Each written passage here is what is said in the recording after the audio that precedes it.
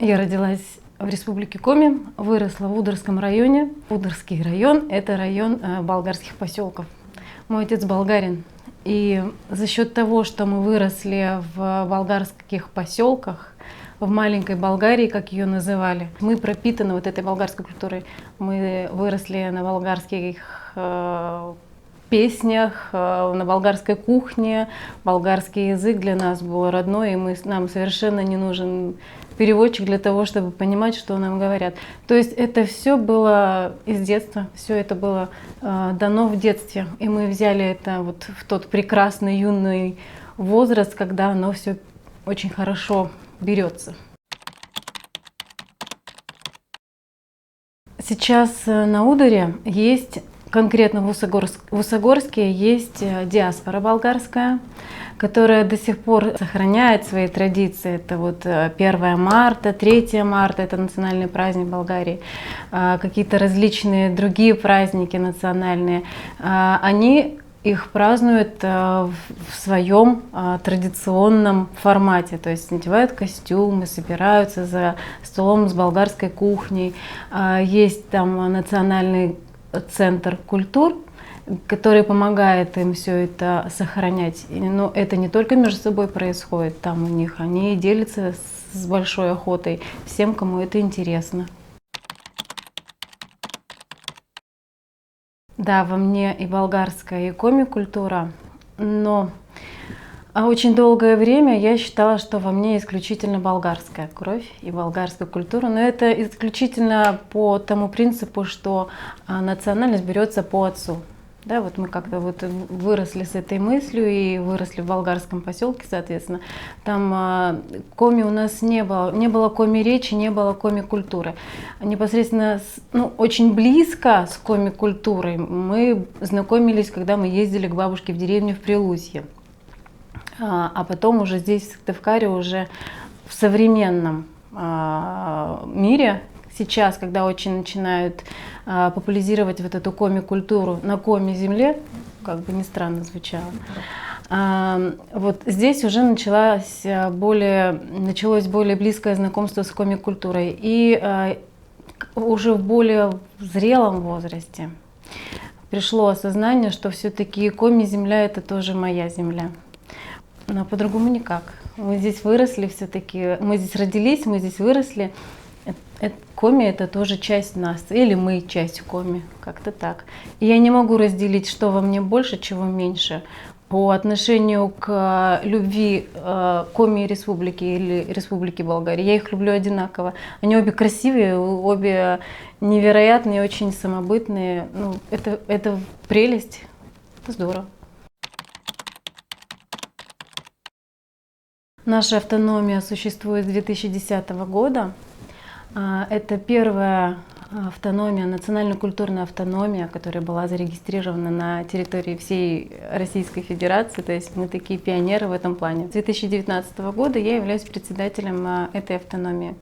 И за этот период у нас появилось большое количество единомышленников, таких же, как я. Конечно, многие не считают нас болгарами. Да нам это не надо. Мы знаем, что в нас есть часть болгарской культуры, и она нам очень нравится, и мы с большой охотой рассказываем о ней, мы с большим интересом сами узнаем о ней, и нам это очень нравится, и мы этим очень довольны. У нас большое количество проектов за этот период было уже реализовано. 2021 год очень такой богатый у нас на проекты, которые мы смогли реализовать благодаря выигранным грантам от Миннаца. Мы работаем, нам это нравится, и мы видим, что это нравится людям, которые приходят к нам в гости. К нам приходят такие же, как мы, такой же возраст, как мы, к нам приходят гораздо старше, потому что болгары жили в тот период, когда нынешнее взрослое поколение были молодыми. И успели они пообщаться очень тесно с болгарской культурой. И они тоже поэтому очень скучают. Приходят к нам, и у них такая вот приятная ностальгия с приятным, хорошим настроением уходят после каждого нашего мероприятия. Мы приводим своих детей, наши дети приводят своих друзей. И вот потихонечку мы как-то увеличиваемся и рассказываем о себе, о своей культуре.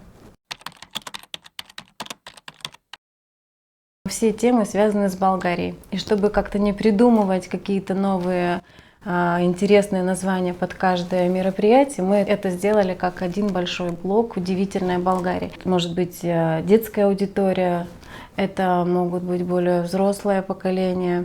То есть мы себя там не ограничиваем в чем-то. Вот здесь мы в этом проекте только об этом говорим. Нет, мы говорим обо всем, но связывает это только вот «Удивительная Болгария».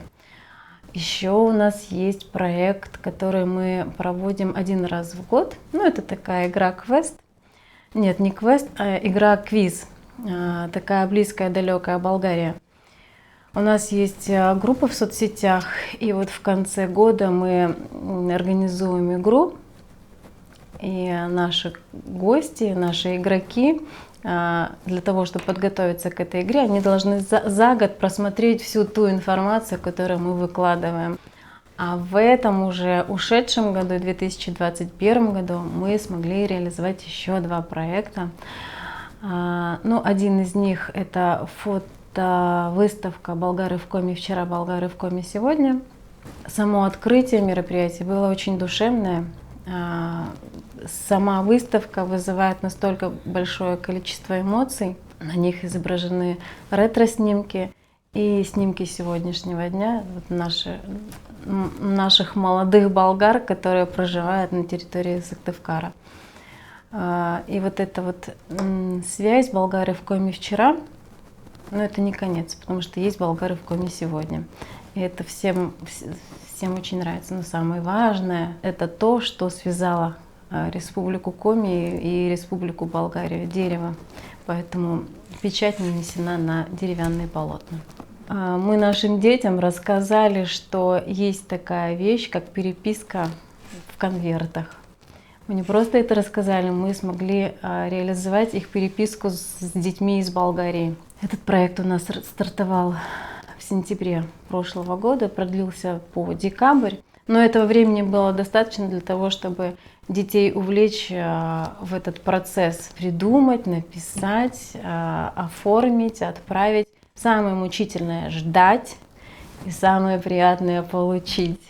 Вот, они заразились, эмоций у них было, конечно. Каждый раз, когда смотришь на то, как они получают письмо, прям сама радуешься и прям возвращаешься в свое детство, когда действительно получали вот эти письма. Мы привлекли к этому проекту не столько детей автономии, сколько вообще просто приглашали детей сыктывкарских, с разных школ.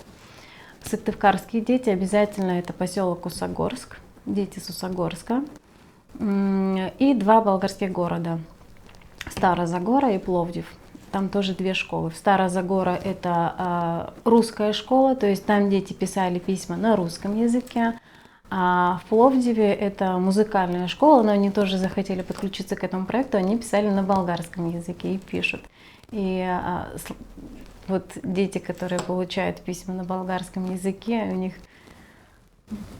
столько эмоций, там, когда они читают, они что-то догадываются, где-то как-то спрашивают, залезают в электронные переводчики, что означает это слово, то есть знакомство с языком. Оно происходит у них таким образом. А у Пловдива, то есть у детей, которые получают в Болгарии письма на русском языке, то же самое, только в обратную сторону. Они знакомятся с русским языком и знакомятся. У нас была тема Коми-культура, была тема рассказ о Республике Коми, о Сыктывкаре. То есть они знакомятся и с русским языком, и с Республикой Коми в целом. Своим богатым опытом в том плане, что здесь большое количество национальностей. И взаимодействие разных национальностей, разных культур, их обмен — это, конечно, большой опыт. И у республики, мне кажется, свое какое-то мировоззрение уже в связи с этим образовалось. Она немножко уже другая, нежели чем была какое-то время назад. И в ее изменения очень многое внесли как раз люди, которые приехали сюда из других городов, из других государств. Они внесли сюда что-то другое.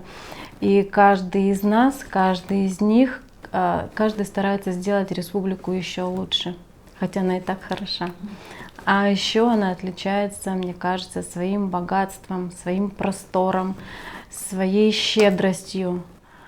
Это вот республика. Я бы с удовольствием передала эстафету председателю Украинской национальной культурной автономии Николаю Гладкому.